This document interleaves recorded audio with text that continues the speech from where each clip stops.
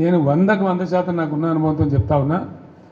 మనం ఏం పెద్ద గొడవలు బట్టి కొట్టేది లేదు, గడపలు బట్టి తవ్వేది లేదు. పార్టీని పెట్టుకొని ఉంటే చాలు, టార్చ్ లైట్ పెట్టుకొని ఉరికెత్తారు మళ్ళీ మన దగ్గరికి. ఎక్కడికి పోతారా నాయన అని చెప్పి ఆటోమేటిక్గా జరుగుతుంది. ఇవాళ రేపు ప్రజలు మునుపటి లెక్క గొర్రెల లెక్క లేరు. వీళ్ళన్నీ తీసేస్తున్నారు. యాదవుల గొర్రెలు తీసేస్తున్నారు. వాళ్ళు డిపాజిట్ కట్టలు డబ్బులు వాపసిస్తున్నారు. చేప పిల్లలు బంద్ పెట్టిండ్రు, ఫీజు రియంబర్స్మెంట్ బంద్ పెట్టిండ్రు. ఎన్ని రోజులు ఒప్పుకోడతారు ప్రజలు? వాళ్ళు చూస్తారు, టైం దాకా చూస్తారు. ఉన్నాయన్నీ ఎత్తేసి మేము 1కి 2 ఇస్తామని, 2కి 4 ఇస్తామని నరికి అసలు మోసం తెచ్చినట్టు ఉన్నాయి పీక్ పారైతే ఇదేం అన్యాయం అని చెప్పి తప్పకుండా ఆల్రెడీ ఆలోచన చేస్తున్నారు. ప్రజల్లో తిరుగుబాటు ధోరణి వస్తుంది. డెఫినెట్గా మంచిగా బ్రహ్మాండంగా మళ్ళీ మనమే గవర్నమెంట్కి వస్తాం. ఇప్పుడు జరిగింది చాలు. ప్రజలకు ఏమైందంటే అక్కడక్కడ ఇప్పుడు వస్తున్న అనుభవాలు కఠినంగా ఉన్నాయి. ఇక చాలనుకుంటారు.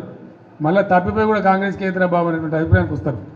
కాబట్టి మనకి ఏం ఇబ్బంది లేదు. ఇప్పటిదాకా జరిగింది కూడా బీఆర్ఎస్ విజయగాథనే.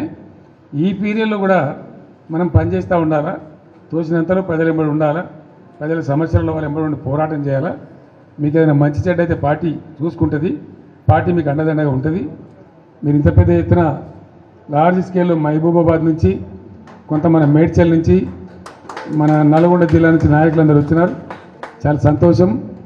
ఇక ముందు ఏం చేస్తామంటే వారానికి 1-2 నియోజకవర్గాలు పిలుద్దామనుకుంటున్నాం. మీరు వట్టిగా మధ్యలో దీని రావడం కాకుండా ఇక్కడనే మంచిగా మనకు భోజనశాల కూడా ఉంది. మీకు ముందే వస్తే చెప్పి వస్తే ఏమైందంటే 1000 మంది వచ్చిన బాధ లేకుండా ఇక్కడ మంచిగా భోజనాలు ఏర్పాటు చేస్తాం. మనం కాసేపు మంచిగా మాట్లాడుకోవచ్చు. అది నియోజకవర్గాల డేట్లు మేము త్వరలో ప్రకటిస్తాం. ఆ ప్రకారం వచ్చినట్టయితే కాన్స్టిట్యున్సీ బై కాన్స్టిట్యున్సీ ఈజీ ఉంటుంది.